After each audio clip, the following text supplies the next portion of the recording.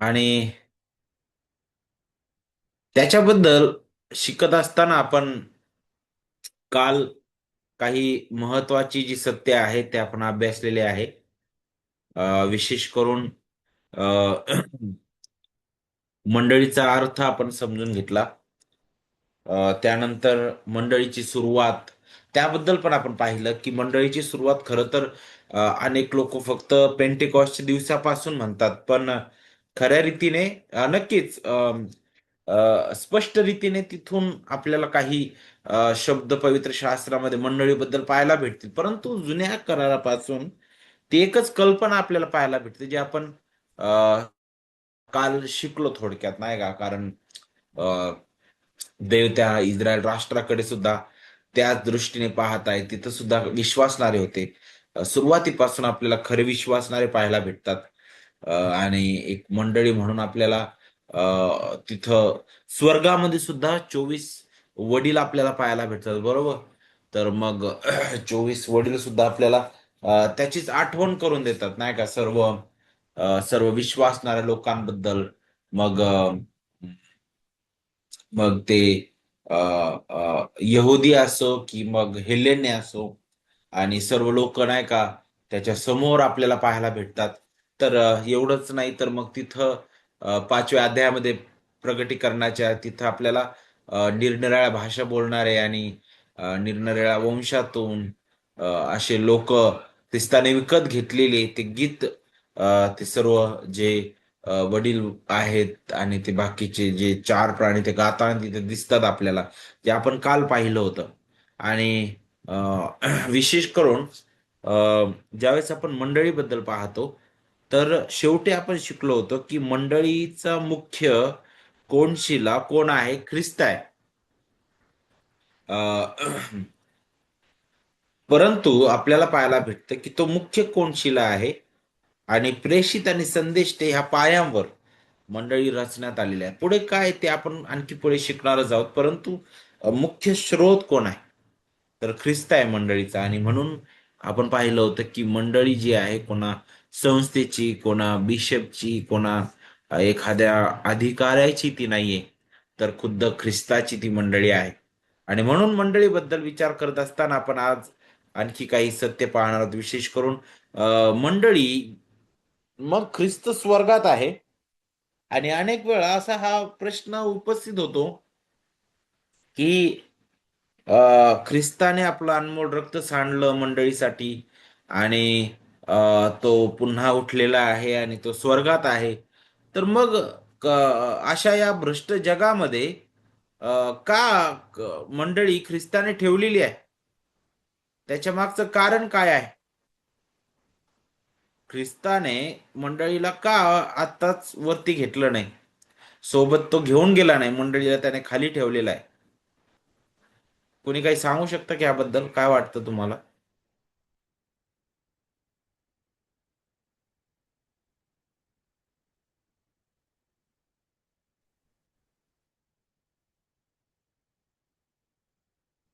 काय वाटतं?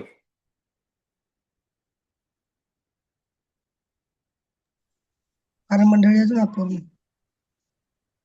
हा. कारण आपण अजून अपूर्ण आहोत मंडळी. ख्रिस्त आल्यानंतर मग ती पूर्णता होईल. येस येस येस, बरोबर बरोबर. आणखी काय सांगू शकता?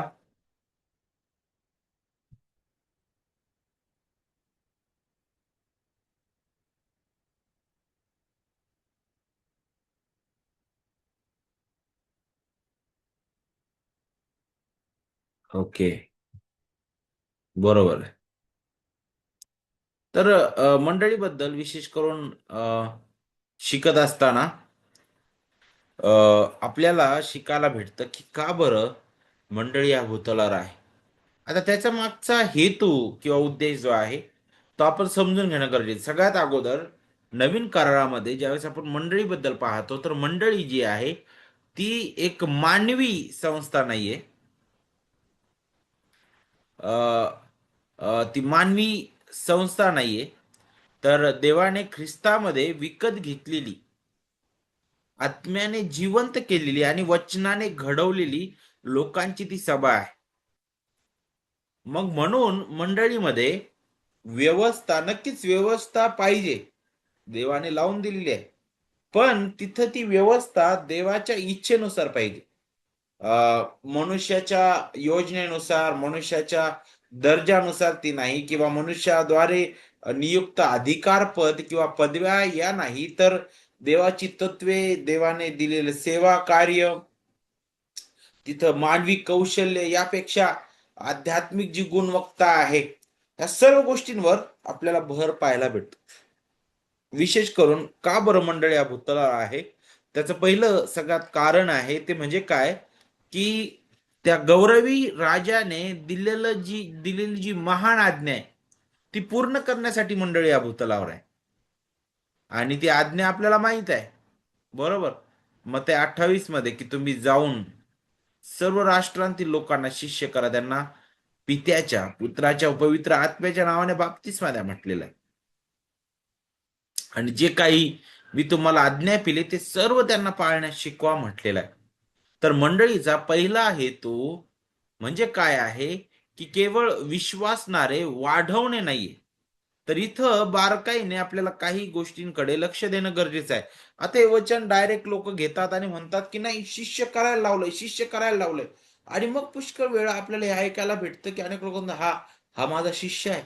मी अनेक लोकांच्या तोंडातून हे ऐकलेलं आहे की नाही, हा माझा शिष्य आहे, मी त्याला घडवलंय आणि मी त्याला उभं केलं. नाही, तर कुणाचे शिष्य करायला लावलंय?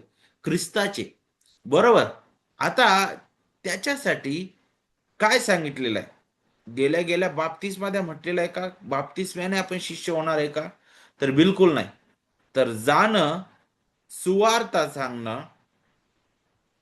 आणि ती सुवार्ता त्या व्यक्तीच्या हृदयात कार्य करते देवाच्या इच्छेनुसार. अद्भुत देवाच्या आत्म्याचे सामर्थ्य आहे, कार्य आहे. त्याला मग काय करणं? शिकवण देणं, जे ख्रिस्ताने शिकवलेलं, जे प्रेषितांनी शिकवलेलं आहे. आणि त्यामध्ये तो व्यक्ती जो आहे दिवसेंदिवस काय करतो? तो तो वाढत जातो, बरोबर की नाही? म्हणजेच मग आपल्याला हे समजायला मदत होते की केवळ विश्वासणारे वाढवणे, त्याच तेवढ्याच पुरतं हे नाहीये मंडळीचा हेतू. तर ख्रिस्ताचं आज्ञाधारक, शिकवलेले आणि घडवलेले शिष्य तयार करणं, हा हेतू मंडळीचा आहे. हे आपल्याला समजून घेणं गरजेचं आहे. मंडळीला या भूतलावर ठेवण्याचा हेतू हा आहे, लोकांना ख्रिस्ताकडे आणणं. मग लोकांना ख्रिस्ताकडे कसं आणतील? मग आता शिष्य बनवणं, त्यासाठी आपल्याला पाहायला भेटतं की दोन भाग आपण त्याचे पाहू शकतो. पहिलं म्हणजे काय, मग त्यासाठी सुवार्ता प्रसार. मंडळीची सगळ्यात ही जबाबदारी आहे, मुख्य जबाबदारी आहे. मंडळीतील पुढाऱ्यांचीच नाही, तर मंडळीतील प्रत्येक सभासदाची ही जबाबदारी आहे, हे कर्तव्य आहे. ते म्हणजे सुवार्ता प्रसार. एक देवाचे सेवक म्हणतात की जी मंडळी सुवार्ता प्रसारामध्ये भाग घेत नाही, जी मंडळी ख्रिस्ताची सुवार्ता गाजवत नाही, ती मंडळी मृत अशी मंडळी आहे. कारण जिथं देवाचा आत्मा कार्य करतो, जिथं देवाच्या वचनाचं कार्य होतं, जिथं ख्रिस्ताचं मन आपल्याला लाभलेलं आहे, ते व्यक्ती, ती मंडळी कधी शांत बसणार नाही. ती मंडळी मिशन कार्यामध्ये आपल्याला पुढे सरसावत चाललेली आपल्याला पाहायला भेटेल. परंतु काय झालं की वहिवाटीने आपल्या समोर फक्त एक गोष्ट येते नाही का, की काहीतरी कुठून बाहेरून आलं तरच ते मिशन कार्य आहे, नाही. पण आपली मंडळी जिथं आपल्याला देवाने उभं केलेलं आहे, ज्या मंडळीचा आपण भाग आहोत, त्या मंडळीमध्ये हे मिशन कार्य, देवाचं कार्य कशा प्रकारे पुढे चाललेलं आहे हे आपल्याला समजून घेणं गरजेचं आहे. देव स्वतः आपल्या निवडलेल्या लोकांना सुवार्तेच्या द्वारे तो बोलावतो. आणि म्हणून आपल्याला माहित आहे की मंडळी ही देवाच्या सेवा कार्याचं ते जणू काय साधन आहे. देव त्याच्या सार्वभौम इच्छेने हे कार्य घडून आणतो, परंतु नक्कीच त्यासाठी त्याने सुवार्ता प्रसार हे साधन नेमलेलं आहे. आणि मग ज्यावेळेस ती सुवार्ता गाजवली जाते आणि जो व्यक्ती आहे, जो पापी देवाच्या कृपेने तारला जातो, तो मंडळीमध्ये येतो. आणि आपल्याला माहित आहे की मग तिथून पुढे काय आहे? तिथून पुढे परिपक्वतेकडे वाटचाल. पवित्रतेमध्ये आणि सरतेशेवटी ख्रिस्तासारखं, ख्रिस्ताच्या प्रतिमेमध्ये घडणं. मग हे कसं होतं? तर वचनाचं शिक्षण दिलं जातं, प्रशिक्षण दिलं जातं. त्याद्वारे सुधारणा घडते आणि तो व्यक्ती सज्ज होतो, नाही का? तर हे पहिलं कारण आहे. दुसरं कारण म्हणजे पवित्र आत्म्याच्या सामर्थ्याने सेवा करण्यास सामर्थ्य देणं. आता लक्षात घ्या, विशेष करून पवित्र आत्मा आपल्याला त्यामध्ये सामर्थ्य पुरवितो त्या कार्यामध्ये. कारण पौल जो आहे तो अशाच प्रकारे बोलत आहे, की तो म्हणतो की आम्ही त्याची घोषणा करतो, सर्व प्रकारच्या ज्ञानाने प्रत्येक माणसाला बोध करतो, प्रत्येक माणसाला शिकवितो, अशासाठी की प्रत्येक माणसाला ख्रिस्त येशूच्या ठायी पूर्ण असे उभे करावे. याकरिता त्याची जी शक्ती, तो आता पुढे काय म्हणत आहे, मी या सर्व गोष्टी करत आहे, आम्ही घोषणा करतो, आम्ही सर्व प्रकारच्या ज्ञानाने बोध करतो आणि प्रत्येक व्यक्तीला आम्ही शिकवितो. पण तो काय करत आहे, तो म्हणतो की ह्या करिता, हे करण्यासाठी सामर्थ्य कुठून येतं आम्हाला? तर ज्याची शक्ती, जो देवाचा आत्मा आमच्या हृदयात आहे, त्याची शक्ती आमच्यामध्ये जोऱ्याने कार्य करत आहे. त्यामुळं तिच्या मानाने आम्ही झटून परिश्रम करणारे आहोत. म्हणून मंडळी जी आहे, स्वतःच्या सामर्थ्यावर चालत नाही. कारण प्रत्येक खरी सेवा जी आहे ती पवित्र आत्म्याच्या सामर्थ्यावर अवलंबून आहे. म्हणून सेवा एखादा प्रोग्राम, एखादा कार्यक्रम नाही येतो, तर हे देवाचं कार्य आहे, देवाच्या सामर्थ्याने आणि देवाच्या गौरवासाठी आहे. तिसरं म्हणजे काय, का बरं मंडळी इथं त्याने ठेवलेली आहे? आपण एकत्रित येतो, आत्मिक सहभागितेचा आपण आनंद घेतो. कारण प्रेषितांची कृत्य 2 अध्याय वचन 42 ते 45 मध्ये आपल्याला पहिली जी मंडळी होती तिची जीवनशैली पाहायला भेटते. ते कुठं तत्पर होते म्हटलेलं आहे, ते प्रेषितांच्या शिक्षणात आणि सहवासात. आता ज्यावेळेस आपण सहभागितेबद्दल पाहतो, तर पुष्कळ वेळा फक्त सहभागिता आम्हाला आवडते. मग ती सहभागिता तर बाहेरचे लोक पण करतात. दारुड्यांचं पण एकत्र येतात, जे दारू पिणारे लोक ते पण एकत्र येतात आणि आनंद घेतात त्यांचा. इतर एखादे कुरकुर करणारे लोक ते पण एकत्र येऊन आनंद घेऊ शकतात. एखादी कमिटी किंवा एखादी एखादी संस्था किंवा एखादी कंपनीची एखादी जर सहल निघाली, तिथं सुद्धा एकत्र येतात. मग त्या सहभागितेमध्ये आणि ह्या सहभागितेमध्ये फरक काय आहे? ती सहभागिता तुम्हाला पूर्ण जगाचा आनंद देणारी आहे, ती क्षणिक आहे. पण ही सहभागिता शिक्षणासोबत आहे, शिक्षणाला सोडून नाही. देवाच्या प्रियलेकरांनो, विश्वासणाऱ्यांचं एकत्रित येणं, एकत्रित मिळणं, केवळ काहीतरी आरडाओरड करण्यासाठी नाही, ते केवळ जेवणापुरतं मर्यादित नाही, ते केवळ प्रभू भोजनापुरतं मर्यादित नाहीये, तर प्रेषितांच्या शिक्षणात आणि सहवासात हा शब्द सोबत जातो. शिक्षण आणि सहवास, तुम्हाला माहिती आहे का, ज्यावेळेस आणि हा शब्द जोडला जातो, तर हा असं काहीतरी अपर्यायी, आपण काय म्हणू शकतो, याला दुसरा पर्यायच नाही. कारण ख्रिस्ताची मंडळी जी आहे, तिची सहभागिता प्रेषितांच्या शिक्षणासोबत आहे.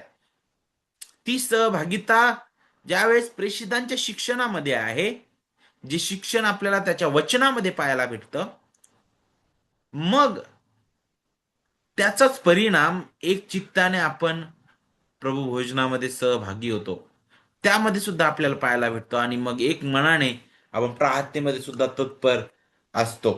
तर सहभागितेबद्दल विचार करत असताना ही सहभागिता कशी आहे? पहिले योहान 1 मध्ये सांगितलेलं आहे, जिथे योहान म्हणतो की ज्या प्रकारे ख्रिस्ताची पित्यासोबत सहभागिता आहे, तशीच ख्रिस्तासोबत आमची सहभागिता आहे. आणि तो म्हणतो की आता आमची अशी इच्छा आहे की आमच्यासोबत तुम्ही सहभागी व्हावं. तर हे नातं इतकं अद्भुत आहे की ख्रिस्ताने त्याच्या अद्भुत महान रक्त सांडल्याद्वारे आपल्याला पित्यासोबत आपला समेट घडवून आणलेला आहे. आणि लक्षात घ्या, ही सहभागिता एक सामाजिक नात्य असं नाहीये, तर ख्रिस्तामधील आत्मिक ऐक्य आहे. आत्मिक ऐक्य आहे. कारण जर तुम्ही काही जर वचन पाहिले, जर काही संदर्भ पाहिले, तर पवित्र शास्त्रामध्ये वारंवार अ, अ, ख्रिस्ताचं शरीर म्हणून आपल्याला दाखवलेलं आहे. एक इमारत म्हणून दाखवलेलं आहे. त्यानंतर मंडळीचं जे चित्र आहे, अ, अ, आपल्याला पाहायला भेटतं, की द्राक्षवेल आणि फाटे खुद्द ख्रिस्त त्याचं उदाहरण देतो आपल्याला पाहायला भेटतं नाही का? तर अशी अनेक उदाहरणं तुम्हाला पाहायला भेटतील. पती आणि पत्नी त्यांच्यामधील नातं ते सुद्धा त्याबद्दल दाखवितं. तर ही सहभागिता, ही अद्भुत सहभागिता ख्रिस्तासोबतचं आत्मिक ऐक्य आहे. जेव्हा मंडळी एकत्रित येते, तेव्हा ती मंडळी तो एकमेव जो मस्तक आहे, तो एकमेव मस्तक त्याच्यापासून भरण-पोषण करते.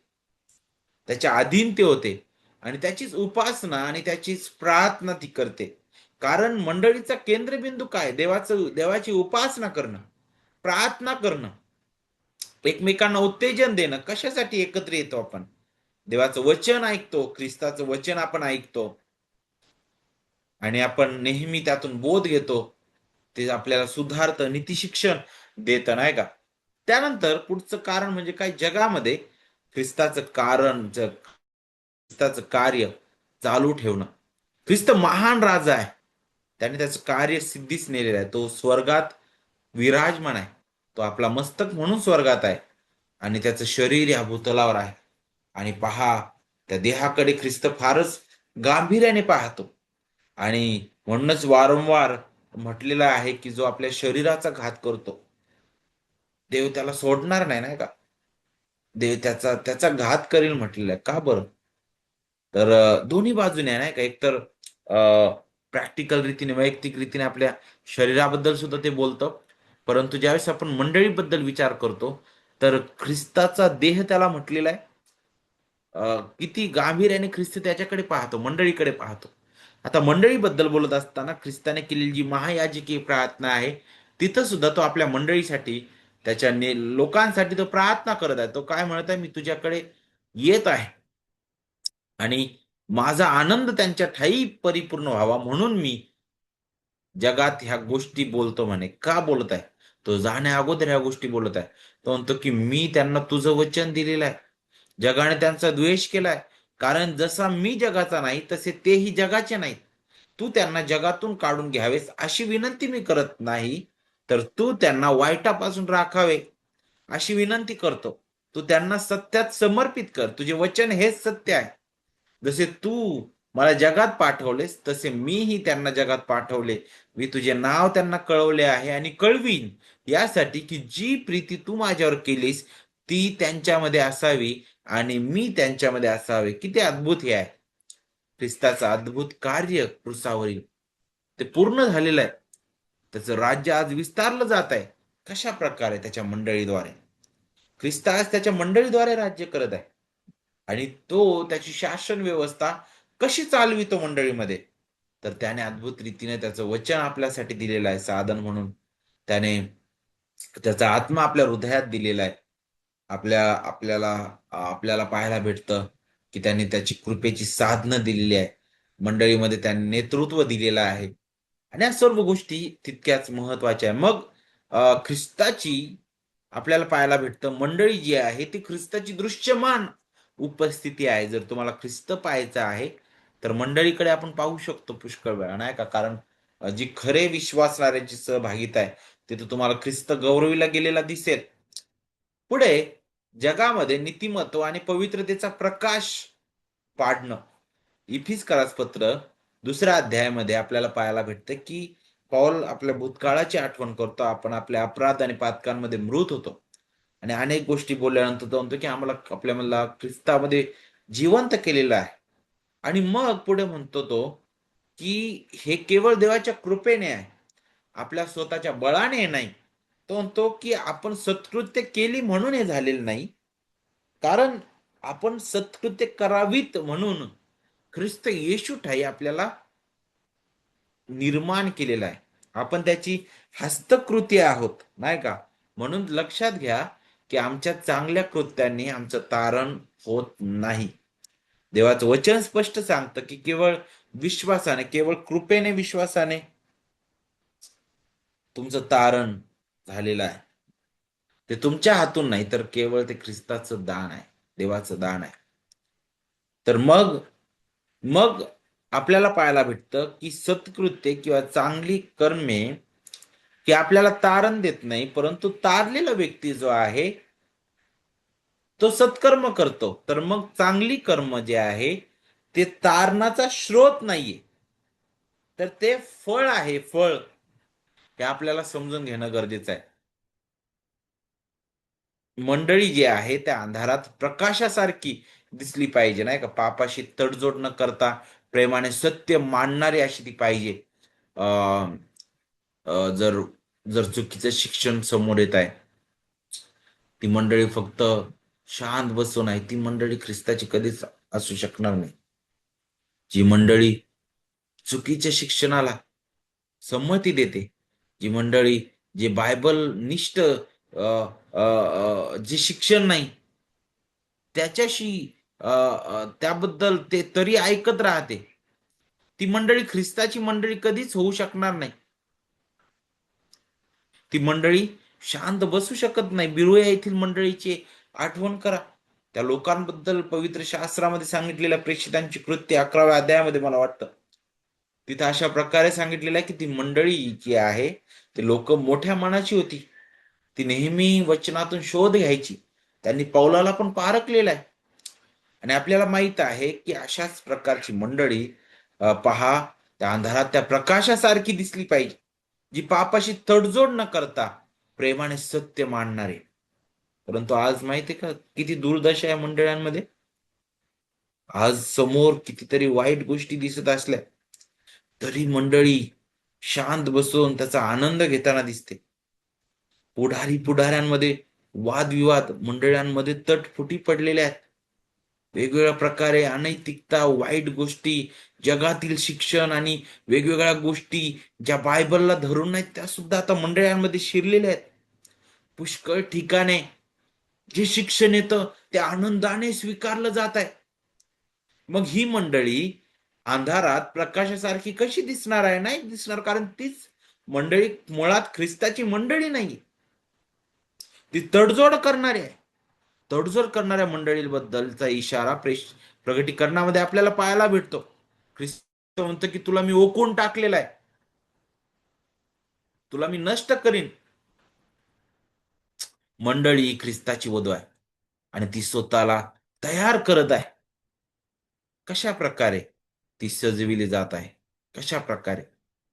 प्रगटीकरण 19:7 मध्ये आपल्याला पाहायला भेटतं ते अद्भुत चित्र आहे की आपण आनंद व उल्हास करू व त्याचं गौरव करू, कारण कोकऱ्याचं लग्न निघालंय आणि त्याच्या नवरीने स्वतःला सजवलंय. जणू काय तो दिवस आहे जिथं प्रभू महान वैभवाने आलेला आहे, येत आहे आणि मंडळी ही सजवून उभी आहे.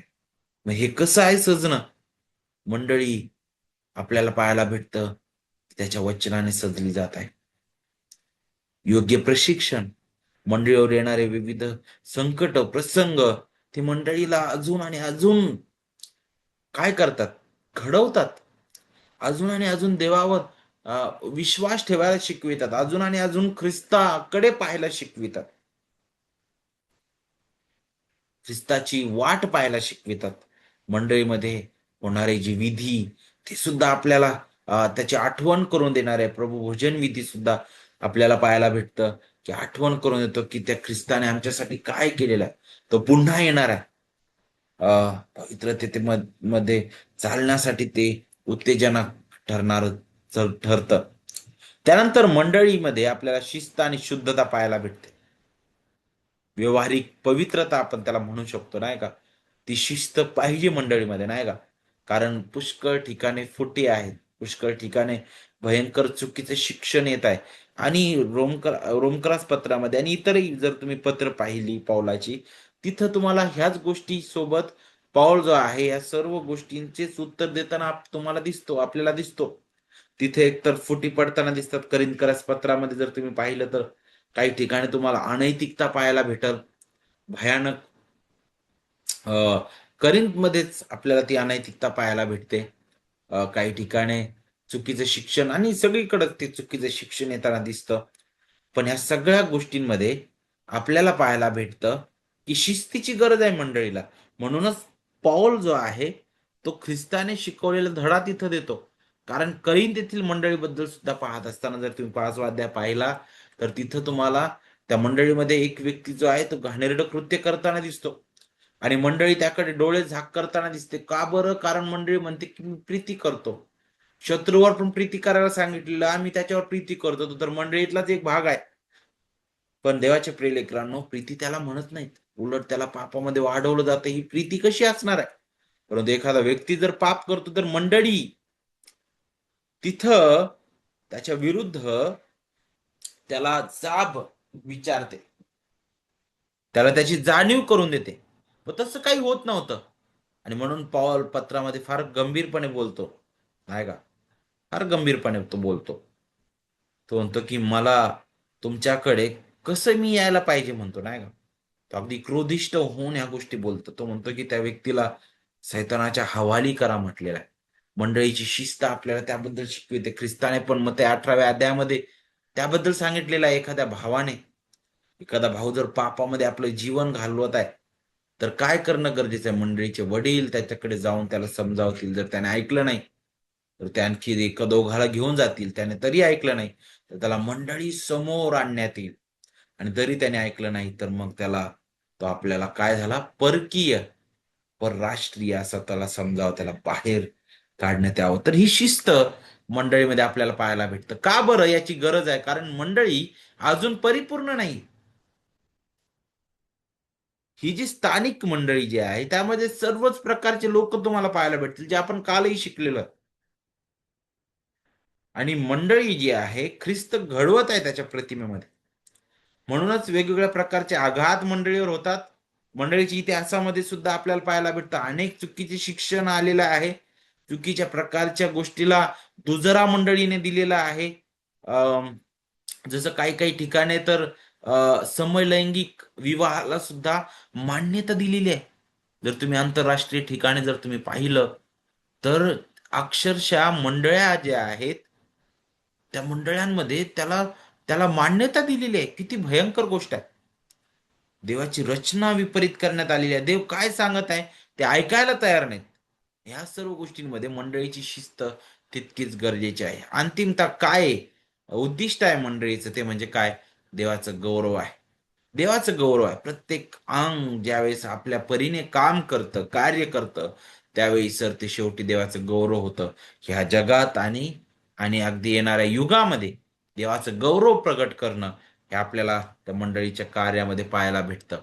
आता मंडळीबद्दल विचार करत असताना त्याचा हेतू आपण पाहिलेला आहे. आता मंडळीला ह्या सर्व गोष्टींपासून राखण्यासाठी आपला जो उत्तम मेंढपाळ आहे त्याने एक चांगली तरतूद करून ठेवलेली आहे की त्याने मंडळीसाठी नेतृत्व उभं केलेलं आहे. आणि म्हणून देवाच्या प्रेलिकरांनो हा एक विषय सगळ्यात महत्वाचा आहे जो आपल्याला समजून घेणं गरजेचं आहे. कारण ज्यावेळेस आपण मंडळीबद्दल विचार करतो तर प्रत्येकाला वेगवेगळ्या पदव्यांबद्दल खूप अभिमान असतो. रेव्हरंड, बिशप, काय काय आर्क बिशप, काय काय कोणते पद आहेत माहित नाही. आणखी त्याच्या पलीकडे काय असतील मला माहित नाही. पण देवाच्या प्रिय लेकरांनो, खऱ्या रीतीने ज्यावेळेस आपण त्या गौरवी उत्तम मेंढपाळाबद्दल शिकतो त्यावेळेस आपल्याला ह्या नेतृत्वाबद्दलचं खरं मोल समजून येईल. लक्षात घ्या की मंडळीमध्ये ज्यावेळेस आपण नेतृत्वांबद्दल पुढाऱ्यांबद्दल विचार करतो तर का बरं मंडळीमध्ये पुढाऱ्यांची गरज आहे? काय वाटतं तुम्हाला? मंडळीमध्ये पुढारी असणं का गरजेचं आहे? वडील, पास्टर असणं का गरजेचं आहे मंडळीमध्ये? कोण सांगू शकतो?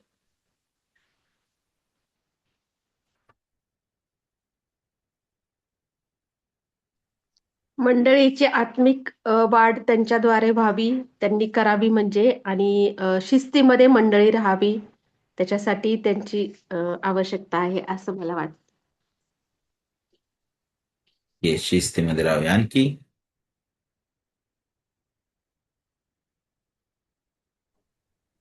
मंडळीला प्रभूचं सत्य वचन समजण्यासाठी, प्रभूकडे वळण्यासाठी, प्रभूचं सत्य किंवा म्हणजे देवबापांनीच, येशू ख्रिस्तांनीच वडील पाळक हे नेमलेले आहेत की मंडळीला सत्य प्रभूचं समजण्यासाठी.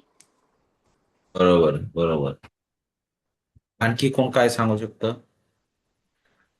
एकमेकांना नाही का म्हणजे आध्यात्मिकरित्या उचलून धरण्यासाठी प्रार्थनेमध्ये हम्म. बरोबर आहे, मदत अगदी बरोबर. येस.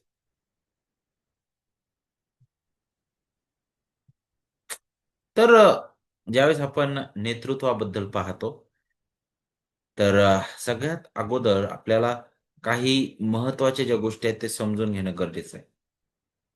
जर मंडळीमध्ये कोणी वडील किंवा सेवक नसतील, तेव्हा काय घडू शकतं? तुम्हाला माहिती आहे का, ख्रिस्ताने एक चित्र पाहिलं.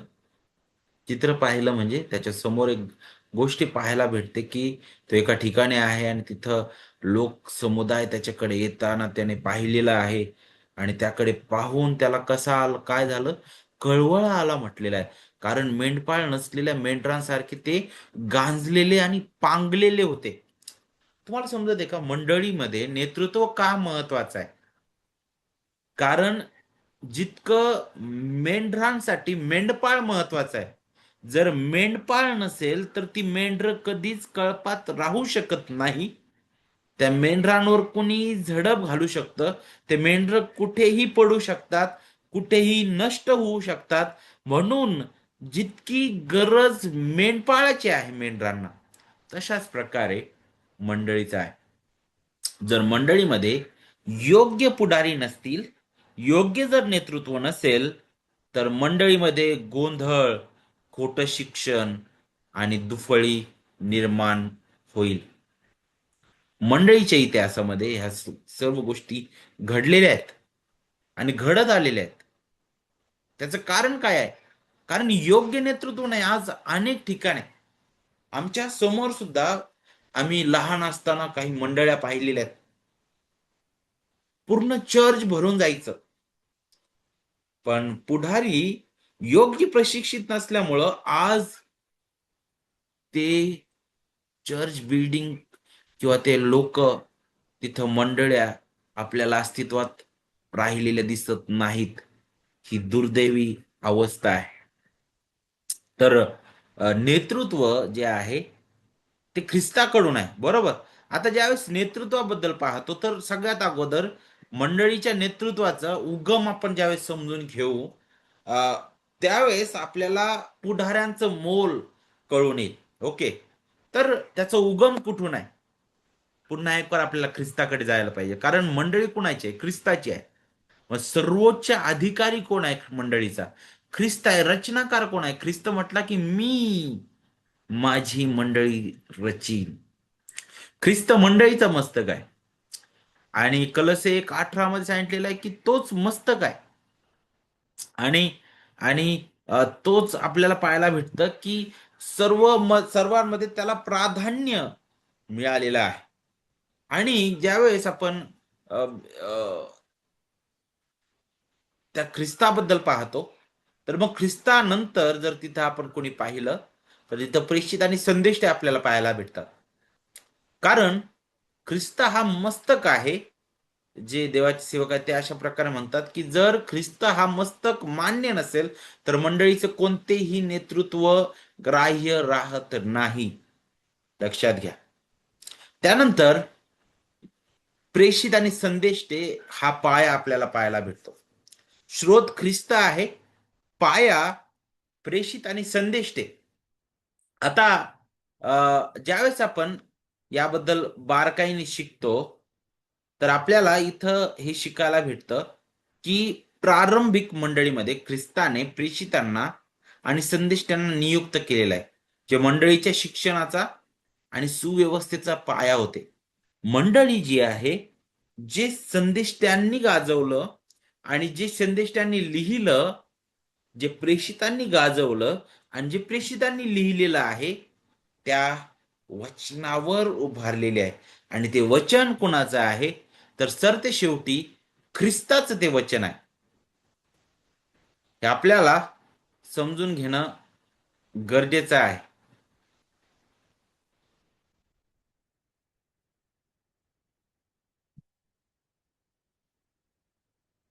आणि पुढे जाऊन ज्यावेळेस आपण मंडळीच्या नेतृत्वाबद्दल पाहतो, तर आपल्याला पाहायला भेटतं की आज प्रेषित आणि संदेष्टे नाहीत, पण त्यांचं लेखन आपल्याकडे आहे. जुना आणि नवीन करार हेच नेतृत्वाचा पाया आहे.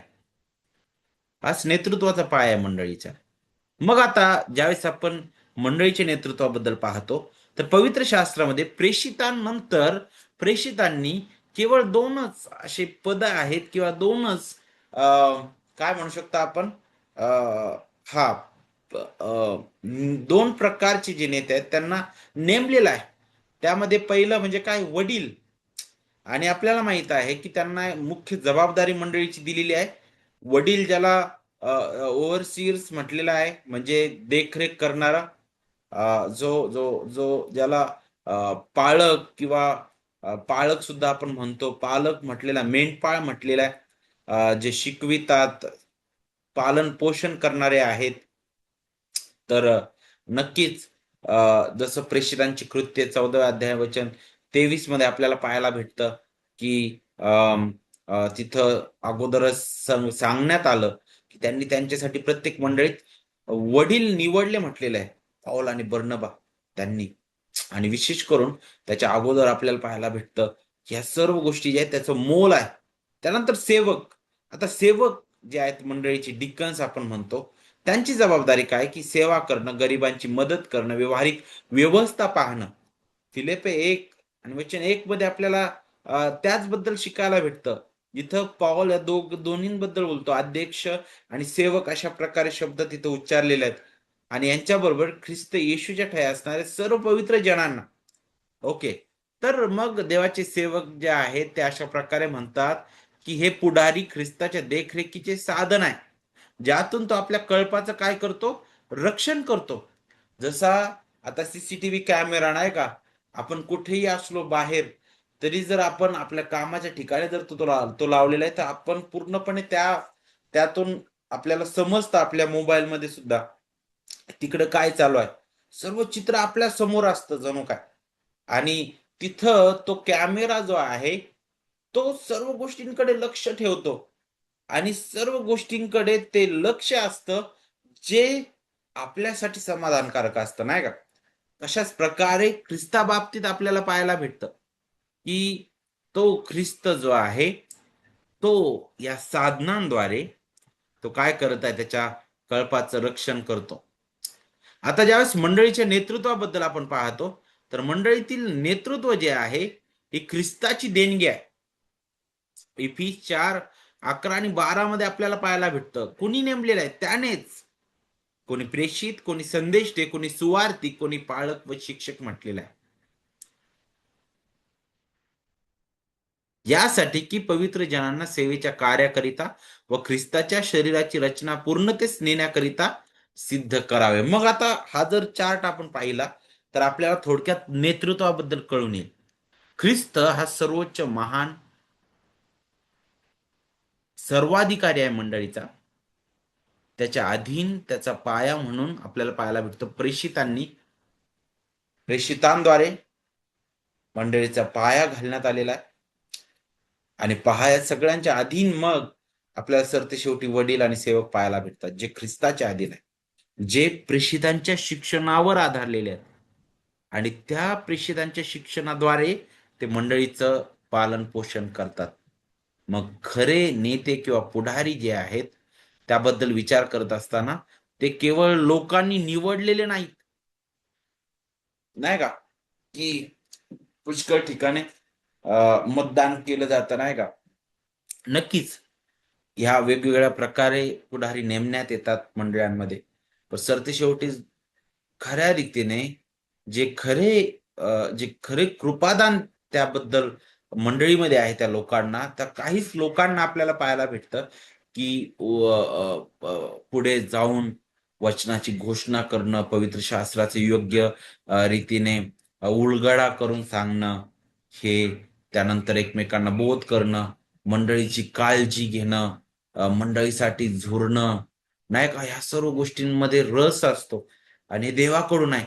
मंडळी सुद्धा ह्या गोष्टी पाहते आणि मंडळीच्या इच्छेनुसार हे देवाच्या वचनाचा योग्य तो पडताळणी करून ह्या नेत्यांना योग्य रीतीने उभं केलं जातं आणि त्याला देव मान्यता देतो, त्याच्याकडून ते आहे.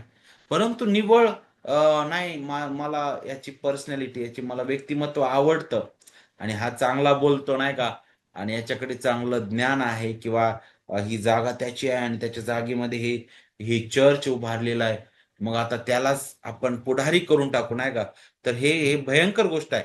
अशा प्रकारे मंडळीचं कार्य नाहीये, हे आपल्याला समजून घेणं गरजेचं आहे. आता मंडळीच्या नेतृत्वाबद्दल शिकत असताना आपल्याला पाहायला भेटतं की मंडळीमध्ये नेतृत्वाचं महत्व काय आहे. तर जे आपण आतापर्यंत पाहिलेलं आहे, परंतु ज्यावेळेस त्या नेतृत्वाबद्दल पाहतो तर केवळ 2 अशी अधिकृत पदे आपल्याला वचनामध्ये पाहायला भेटतील. त्यामध्ये एक तर वडील आणि सेवक, जे आपण आतापर्यंत पाहत आहोत. आता वडिलांबद्दल शिकत असताना वडील जो शब्द आहे, ह्या एकाच पदासाठी कमीत कमी 3 शब्द वापरलेले आहेत. 3 शब्द, आणि त्या 3 शब्दांचा अर्थ काय बरं? देखरेख ठेवणारा, परिपक्व, कळपाचे पालन करणारा. बरोबर? हे 3 शब्द आपल्याला त्यासाठी वापरलेले दिसतात आणि हे तिन्ही शब्द एकाच व्यक्तीसाठी वापरण्यात आलेले आहेत. ते 3 शब्द अध्यक्ष किंवा बिशप, वडील किंवा पाळक, त्या एकाच पदासाठी हे शब्द वापरण्यात आलेले आहेत. आता वडिलांची नेमणूक व दीक्षा याबद्दल जर आपण विचार केला तर आपल्याला पाहायला भेटतं की नक्कीच योग्य वचनाच्या आधारे त्यांची नेमणूक केली जाते, त्या व्यक्तीच्या जीवनाची पडताळणी केली जाते.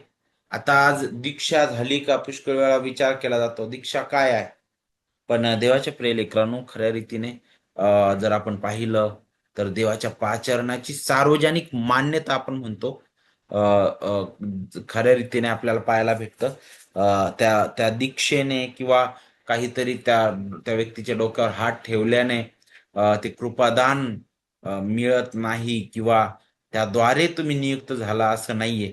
पण तुमच्यामध्ये जे फळ मंडळी पाहत आहे, तुमच्यामध्ये जे दान मंडळी, कृपादान मंडळी पाहत आहे, तुमचं बोलणं, तुमचं वचनाचा उलगडा करण्याचे जे देवाने दिलेलं जे दान आहे तुम्हाला, आणि जे पाळकीय हृदय आहे तुमचं, एकमेकांबद्दलचा जो कळवळा तुमच्याकडे आहे, आणि जे जे ख्रिस्ताचं मन तुमच्यातून दिसतं नाही का, ह्या सर्वांच्या आधारे आपल्याला पाहायला भेटतं मंडळी विचार करते नाही का, आणि मग त्यांच्यासाठी प्रार्थना केली जाते. आपल्याला हे शिकायला भेटतं. आता ज्यावेळेस आपण मंडळीच्या पुढाऱ्यांबद्दल विचार करतो किंवा अधिकाऱ्यांबद्दल विचार करतो, ते अंतिम अधिकारी नाहीये.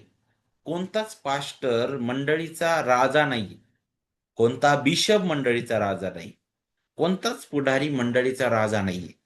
तर आपल्याला समजणं गरजेचं आहे की मंडळीचे पुढारी हे ख्रिस्ताच्या अधिकाराचे प्रतिबिंब आहेत.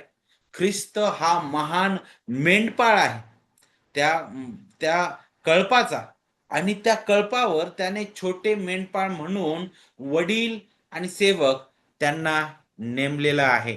म्हणूनच पहिले पेत्र 5व्या अध्यायामध्ये वचन 2 ते 4 मध्ये पेत्र त्याचीच आठवण करून देतो. तो म्हणतो की देवाच्या कळपाचे पालन करा म्हटलेलं आहे, फक्त करावे लागतं म्हणून नाही म्हटलेलं आहे. तर देवाच्या इच्छेने आणि संतोषाने त्याची देखरेख करा म्हटलेलं आहे. काहीतरी भेटण्याच्या लोभाने करू नका म्हटलेलं आहे. तर धनी पण करणारे असे नव्हे, तर कळपाला कित्ते व्हा म्हटलेलं आहे. पालन करा, देखरेख करा, कित्ते व्हा.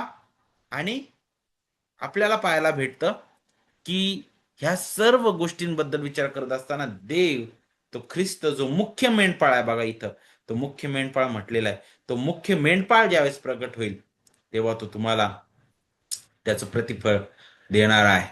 मग जे पुढारी आहेत मंडळीचे, त्यांची जबाबदारी काय आहे? वडील वर्गांची जबाबदारी काय किंवा पास्टरांची जबाबदारी काय आहे?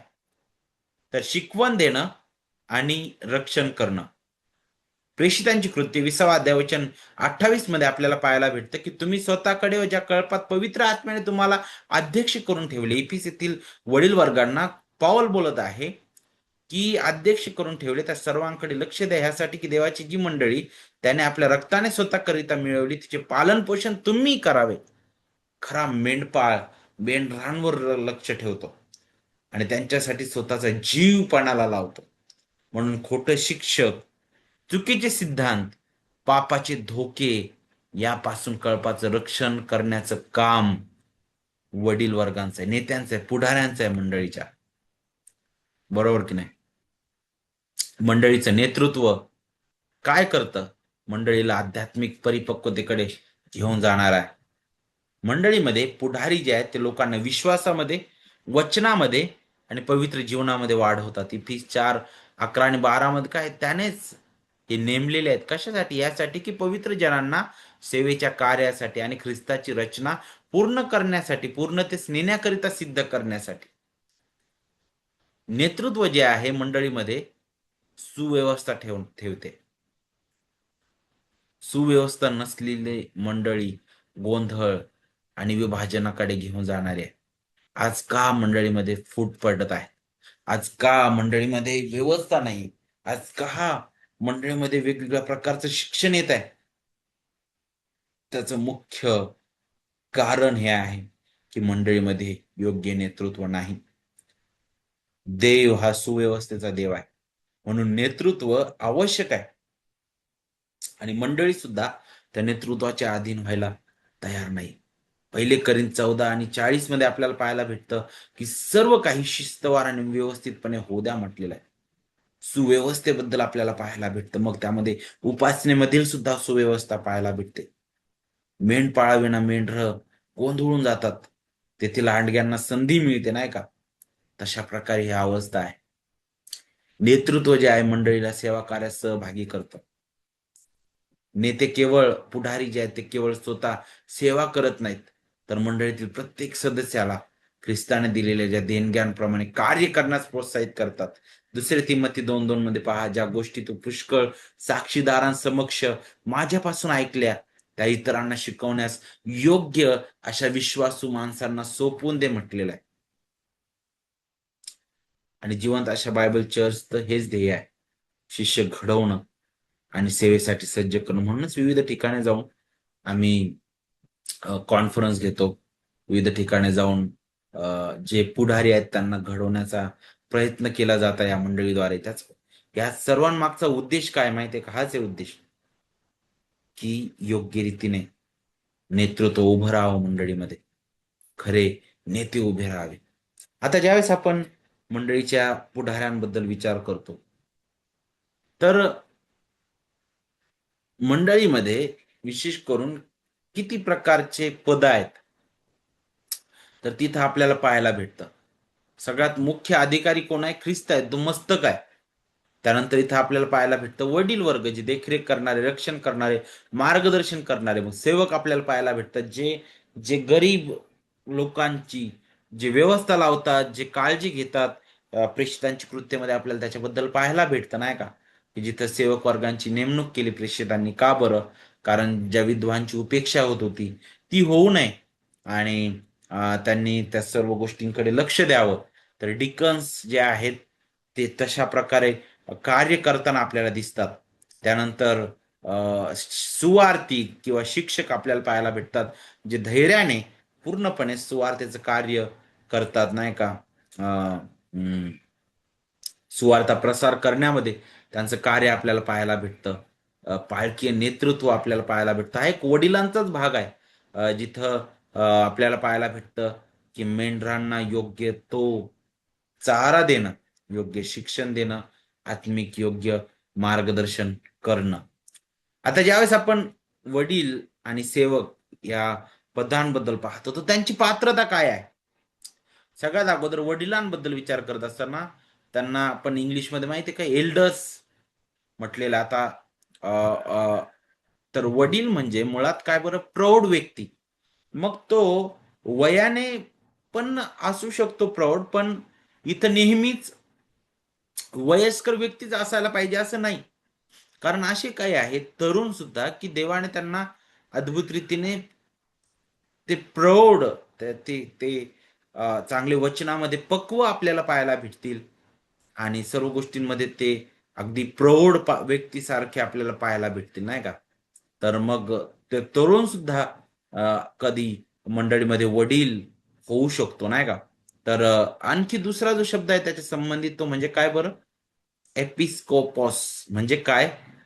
जसं तुम्हाला माहित आहे का की एखादी लांब दुर्बीण, नाही का, त्या दुर्बिणीतून आपण बारकाईने पाहतो, काय काय समोर दिसतं, नाही का? किंवा काही असं सूक्ष्म ज्या गोष्टी असतात ना, अगदी ज्या आपल्या डोळ्यांना दिसत नाहीत, नाही का, अ, ते पाहण्यासाठी, नाही का, त्याच्यासाठी मराठी काय शब्द मला नाही आठवत, तुम्हाला आठवत असेल तर तुम्ही समजून घ्या. तर जसं ते यंत्र असतं, नाही का, ते एकदम ते एका एका नजरेने ते पाहिलं जातं, तशा प्रकारे हा शब्द आहे. अ, तर निरीक्षक म्हटलेला आहे त्याला, अगदी लक्ष ठेवणारा. तर मग ज्यावेळेस आपण एल्डर बद्दल विचार करतो किंवा वडील या शब्दाबद्दल पाहतो, तर वडील म्हणजे काय? पक्व, सुज्ञ, आत्मिक देखरेख करणारा पुढारी म्हटलेला आहे. तर हे वयानुसारच असेल असं नाही, कारण आध्यात्मिक पक्वता, सुज्ञपणा आणि शिकविण्याची क्षमता ह्यावर ते आधारित आहे. आता वडिलांची पात्रतेबद्दल बोलत असताना आपल्याला तिमोथेला जे पहिलं पत्र आहे त्याचा 3रा अध्याय, पहिला अध्याय आणि प्रेषितांची कृत्य 20व्या अध्यायामध्ये आपल्याला त्यांची जी पात्रता आहे ती आपल्याला पाहायला भेटते, नाही का? तर सगळ्यात अगोदर वैयक्तिक त्यांची गुणधर्म जे आहेत त्याच्याबद्दल आपल्याला पाहायला भेटतं की तो कसा असायला पाहिजे. अदृश्य किंवा निर्दोष म्हटलेला आहे, म्हणजेच काय बरं? ब्लेमलेस म्हटलेला आहे. हा जो शब्द आहे ना, तो कशाबद्दल सांगतो बरं? सार्वजनिक किंवा खाजगी जीवनात दोष नसलेला. आणि देवाचे सेवक म्हणतात की देवाचा सेवक हा पवित्र जीवनाचा आदर्श असायला पाहिजे. त्यानंतर दुसरा जो गुणधर्म आहे वैयक्तिक त्या वडिलाबद्दल, त्या किंवा त्या सेवकाबद्दल, पास्टर बद्दल, ते म्हणजे काय? एका पत्नीचा पती. ओके. तर वैवाहिक जीवनामध्ये तो विश्वसनीय असावा, तो कुटुंबाची व्यवस्था राखणारा पाहिजे. नाहीतर तो मंडळीमध्ये फार चांगलं शिक्षण देतोय, परंतु त्याचं त्याचं कुटुंबामध्ये योग्य ती रचना नाही, त्याची पत्नी त्याचं ऐकत नाही, त्याची लेकरं त्याचं ऐकत नाही, त्याच्या विरुद्ध वागतात, त्याच्या कुटुंबामध्ये गोंधळ आहे, तर असा व्यक्ती मंडळीचं नेतृत्व चालवू नाही शकत. जो आपल्या घराची जबाबदारी पूर्ण करू शकत नाही तो मंडळी चालू शकणार नाही. पवित्र शास्त्र त्याबद्दल बोलतं. त्याची वैवाहिक जीवनातील विश्वसनीयता आपल्याला पाहायला भेटतं. त्यानंतर नेमस्त, स्वस्थ चित्त आणि सभ्य म्हटलेलं आहे. आता नेमस्त जर आपण पाहिलं, स्वस्थ चित्त आणि सभ्य म्हणजे काय बरं? त्याच्या जीवनामध्ये शिस्तबद्ध, शहाणपणाने निर्णय घेणारा, मग अतिथी प्रिय म्हणजे काय? इतर विश्वासणाऱ्यांचं स्वागत करणारा, गरीब व परक्यांबद्दल दयाळू असणारा. आता हे वैयक्तिक गुणधर्म आहे. त्यानंतर आध्यात्मिक गुणधर्म म्हणजे काय? तो शिकविण्यास समर्थ पाहिजे, वचनाचं योग्य रीतीने स्पष्टीकरण करणारा, खोट्या शिकवणीला तोंड देणारा. वडील हे आत्म्यांचे वैद्य आहेत, देवाचे सेवक म्हणतात. तो नवशिका नसावा, कारण नवशिका जो आहे तो लवकर त्याला गर्व येतो आणि तो गर्वाने आपल्याला पाहायला भेटतो, पडू शकतो, नाही का? त्यानंतर तो विश्वासात स्थिर असावा, सुवार्तेवर विश्वास ठेवणारा आणि सत्याचं समर्थन करणारा तो असायला पाहिजे. त्यानंतर कौटुंबिक जीवनाबद्दल सुद्धा इथं पाहायला भेटतं आपल्याला, जे अगोदर पण आपण पाहिलं, पण पुन्हा आपण पाहू शकतो की तो जो वडील आहे, ज्याला वडील व्हायचं आहे, तो घराची योग्य व्यवस्था राखणारा असला पाहिजे. पहिली तिमोथी 3:4 आणि 5 मध्ये काय सांगितलं? आपल्या घरची व्यवस्था चांगली ठेवणारा, आपल्या मुलाबाळांना भीड मर्यादेचे वळण लावून त्यांना स्वाधीन ठेवणारा असा असावा.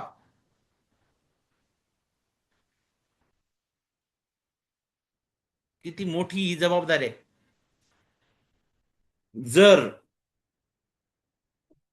माझी मुलगी जर काहीतरी वाईट गोष्ट करत आहे जी भयंकर आहे, माझी मुलगी जर चार चौघामध्ये नेहमी, नाही का, अ, जर जर चुकीच्या प्रकारे वागत वागत आहे, आणि जर ती उलटून बोलत आहे, मोठ्याल्यांचा मान करत नाही, तर मला स्वतःहून ही सेवा पासून माघार घ्यावी लागेल. कारण मी माझ्या घरची व्यवस्था पाहू शकलेलो नाही, म्हणून मी मंडळीचं पुढारी पण करू शकणार नाही. हे इथपर्यंत समजून घेणं गरजेचं आहे. कारण वचन 5 काय सांगतं? कारण ज्याला आपल्या घरची व्यवस्था चांगली ठेवता येत नाही, तो देवाच्या मंडळीचा सांभाळ कसा करेल? म्हणून मी माझ्या मुलीला लहानपणापासूनच प्रार्थना करत आहे, की देवा, मी जरी शिस्त लावायचा प्रयत्न केला, तरी मला माहित आहे तिचं हृदय कसं आहे. जन्मतःच सर्व व्यक्ती जो जन्मास येतो तो त्या भ्रष्ट अवस्थेमध्येच आहे. देवा, तुझी शिस्त तू तिला दे. ही जबाबदारी पुढाऱ्याची आहे. त्यानंतर सार्वजनिक साक्ष.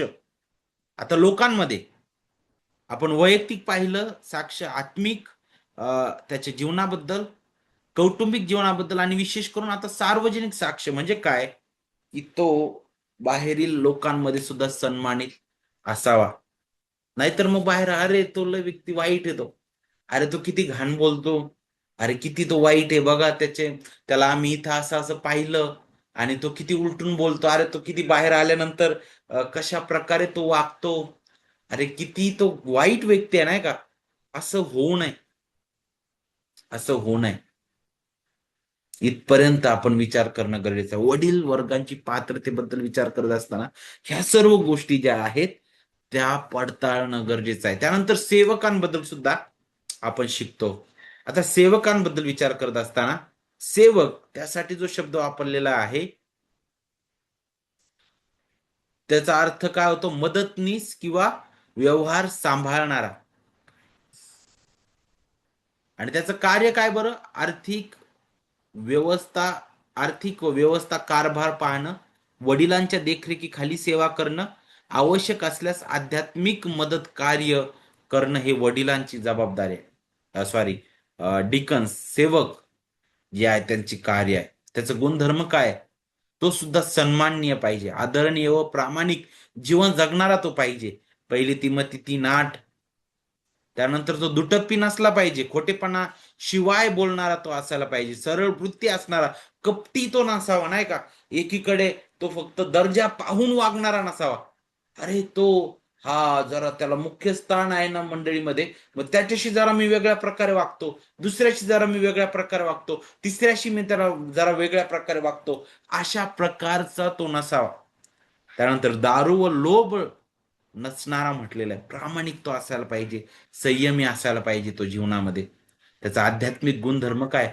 विश्वासात स्थिर तो पण पाहिजे, शुद्ध अंतकरणाने सुवार्तेला धरून राहणारा, तो पारखलेला, त्याची सुद्धा अगोदर पारख व्हावी, आणि निर्दोष ठरल्यास त्याने सेवक पण करावं म्हटलेला 1 तिमोथी 3:10 मध्ये. त्यानंतर त्याचं सुद्धा कौटुंबिक जीवन तपासलं जाणार आहे. पत्नी विश्वसनीय असावी, प्रामाणिक आणि संयमी. तो सुद्धा एका पत्नीचा पती असायला पाहिजे. वैवाहिक विश्वसनीयता आपल्याला तिथे पाहायला भेटते. घर व मुलांचे नीट नेतृत्व करणारा तो असायला पाहिजे. घरात आदर्श नेतृत्व करणारा, व्यवस्था चांगली ठेवणारा असा त्याने असायला पाहिजे. तर ज्यावेळेस आपण पुढाऱ्यांबद्दल विचार करतो, तर ह्या सर्व गोष्टी ज्या आहेत आपल्याला त्याच्याबद्दल आठवण करून देणाऱ्या आहेत.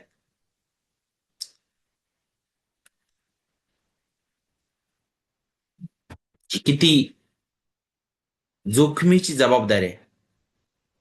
आज मंडळीच्या पुढाऱ्यांना त्याचं मोल नाही पुष्कळ ठिकाणी, पण हे किती अद्भुत कार्य आहेत, किती मोठी जबाबदारी देवाने आपल्याला दिलेली आहे, किती अनमोल कार्य आहे. आणि तेच विश्वासाने घडायला पाहिजे, नाही का? त्यासाठी आपण नेहमी प्रार्थनेत असायला पाहिजे. देवाचं वचन आपल्या हृदयात नेहमी भरपुरीने असायला पाहिजे, आणि जे आपल्या हृदयात नेहमी कार्य करणारं ठरतं. आणि म्हणून देवाच्या प्रिय लेकरांनो, मंडळीकडे पाहत असताना आणि विशेष करून मंडळीच्या पुढारपणाबद्दल विचार करत असताना विशेष करून हे लक्षात घ्या की हे फार गंभीर जबाबदारी आहे. ही फार गंभीर जबाबदारी आहे. कारण तुम्ही एका कोणत्या संस्थेबद्दल किंवा एका कोणत्या प्रायव्हेट कामावर नाही, तर तुम्ही ज्या अखिल विश्वाचा प्रभू, ज्याने स्वतः आपलं रक्त सांडून जी मंडळी मोलाने विकत घेतलेली आहे, त्या मंडळीवर नियुक्त केलेले पुढारी आहात. मग किती महत्वाची जबाबदारी आहे हे आपल्याला समजून घेणं गरजेचं आहे. आपण प्रार्थना करू.